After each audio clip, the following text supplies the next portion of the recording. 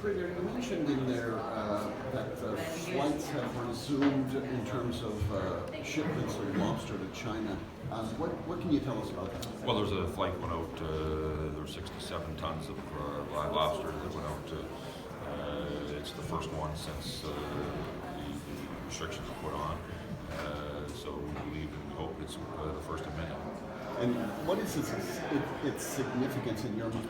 Well, that market, which is a critical market for us, continue to help drive the export opportunities that we have. It's not only lobster, it's agri-food as well. Wild blueberries, a big investment that's gone into opening up that market there. So it's a sign, quite frankly, that market is starting to loosen up, and which will be positive, particularly for the rural economy of Nova Scotia. The shippers told us yesterday that they're really trying to reopen the market by setting almost a test flight to see how it goes. Is the government going to be monitoring how the sales go and trying to sort of open doors in China to make sure that these lobsters move off the plane? Well, obviously we will continue to do the work that we've been doing, continue to make calls in during the whole issue. But this will really be the private sector, be the companies dealing directly with their suppliers. When this came in and the restriction put on many parts of China, of course it was the supply chain that was full. What we're seeing now is that supply chain is starting to loosen up. We believe this lobster will move, and it wasn't a full flight. 67 or 69 tons of lobster, which is easing back into that marketplace. So we're just hoping it's the first of many.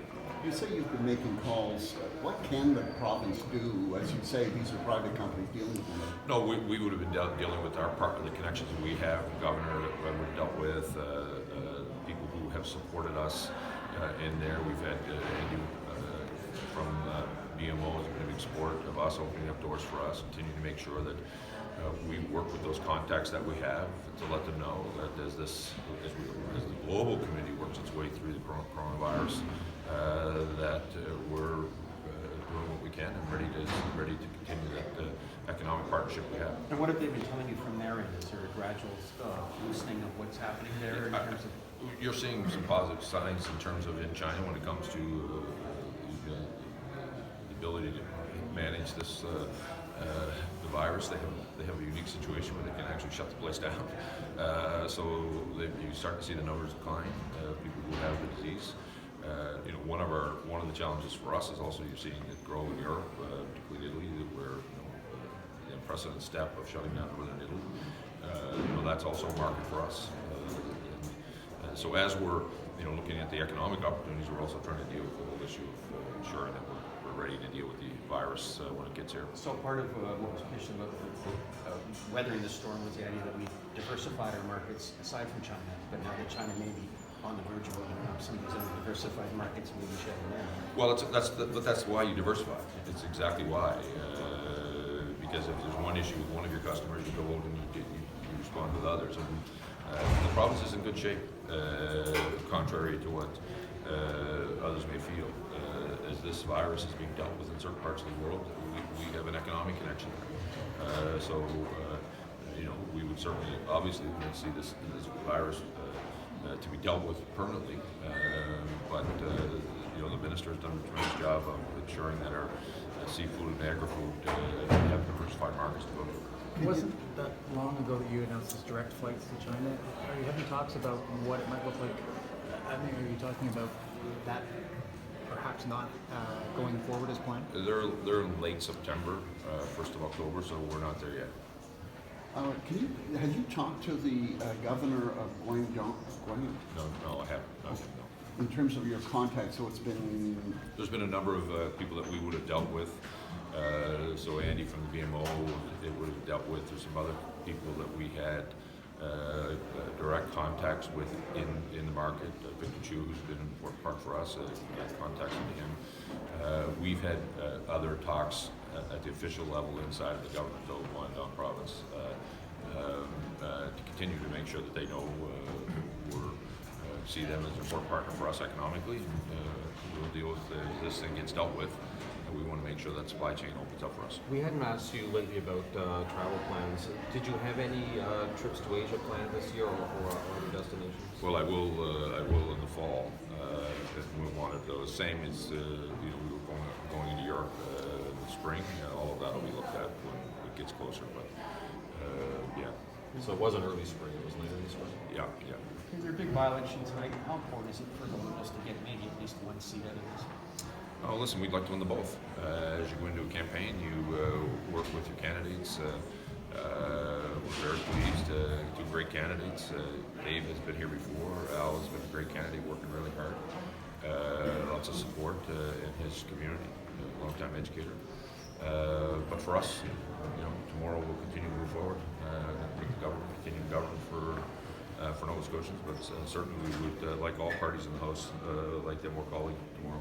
But obviously right now your majority is a little more razor thin than I presume you'd like. Well, sure, I'd like 51, but I can't have 51. So, I'm talking about the situation you actually have. yeah, you know what? If it was easy to get majorities, it would have been happening in the province the last 30 years. These are, we've made some difficult decisions going into campaigns, and we had a major labor dispute going into the last provincial campaign, which impacted some of my former colleagues. But Nova Scotians have given us a mandate, and it's a majority mandate, and we're going to continue to govern the province. How tough for row to hoe is it the fact that they were opposition-held ridings? Does that make it tougher on you and your candidates? You know what? There's seats that it's been a long time since the party has been, but you know what? There are all kinds of ways by-elections go. Sometimes it's party leaders, sometimes it's the party itself, sometimes it's just candidates, and we have two good candidates that have deep roots. One is a former member for us, and Al's been a long-time educator in the riding. So, there's all kinds of factors why vote go the way they do by-elections. We've committed to those candidates, and we're looking forward to seeing the results tonight. It looks like we could be out here today, if not later in the week. It's been a very short sitting, but with very long hours. Why has the government chosen to sort of compress things into fewer days with longer hours? Oh, we wanted to get our budget through. It's historically to go back and look. It's been after March break. I wanted our budget through before March break, which meant the hours that we would do in estimates, and then the House Leader was moving legislation through, and we'll get out when it's up. When the time is up. But really, for me, I just wanted our budget dealt with before March break. And then members who are taking a bit of a break won't have to worry about coming back for the budget. If we come back for other things, that'll be up to the House Leader and the opposition. Well, why the hurry, Peter? Because it's not a hurry. The budget has a finite amount of hours you have to debate it. Right. So we came in, so I wanted it set aside before March break. It's just easier for the finance minister, finance department, and staff, who instead of adding an extra week associated with debating the budget while sitting there in limbo, didn't make any sense. But is it fair to the people who run the House and the other MLAs What's unfair?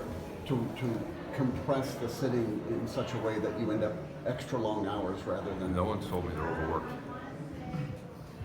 So you think it's Well, no one's told me they're overworked. Most Nova Scotians go to work every day. Some put 12, 15, 16 hours in, and they do that all year long. If anyone comes to me and complains about the amount of work they have to put into the legislature, I tell them they're in the wrong line of work. Last question. The budget includes some corporate tax cuts and a small business tax cut. There's nothing in I never got a chance to ask you about this. There's nothing in the budget documents that say what impact that's going to have on the economy. You talked about it a couple weeks ago or a week before the budget was introduced, but what impact are you expecting to see? What's the reason for doing this? So listen, this is always the ongoing debate. If we were talking about cutting the corporate tax to zero or the lowest in the country, I think there could be an argument of what would the economic impact be. This is actually trying to make us competitive in our own region. We're a producer 2 point, making it competitive in the Brunswick. We're looking as we go out and start making a pitch to companies that come to Atlantic Canada, we want to make sure that that's not one of the issues that prevents them. It's why we spend a lot of time on red tape, working to try to eliminate that. Business registry, for example, we continue to work extremely hard on those things. This is just one piece of what we're trying to do, drive economic development and job creation. We've seen that with both small businesses, of course, but we're starting to see that in the corporate side as well. If you go back, it's why strategically some of those strategic investments we made around the equity tax credit investment in companies that are saying reinvesting in their technology and their infrastructure to making sure that they're not working with outdated equipment, so that when the global company has to make a decision, they don't say, well, there's too much of an investment required in Nova Scotia now because we haven't done anything in the last 20 years. We're seeing companies make that investment now, which is all positive, and this is one of those that allows us to say we're competitive in the region. How important is gender equity to this government on the boards of companies it invests in? Well, extremely important. The issue that we have in the province, the boards that we have control of, we've worked very hard. Family Court bench, as I described, well, some people may not think that's important. I do. It's the same issues when you look at our ABCs. In 2013, it was 23%. It's now over 40%. And the issue that was being raised by editorialists, by somebody writing into the paper, is talking about investments we made with the Noble Corps. If you look at, we're one of many investors. They use that funding, an arm's length board, and we potentially get one appointment. In some cases, they're investing in a single individual. That happens to be, in some cases, our sons or our daughters. So they are making those investments, and we're seeing good return on it. Thank you so much.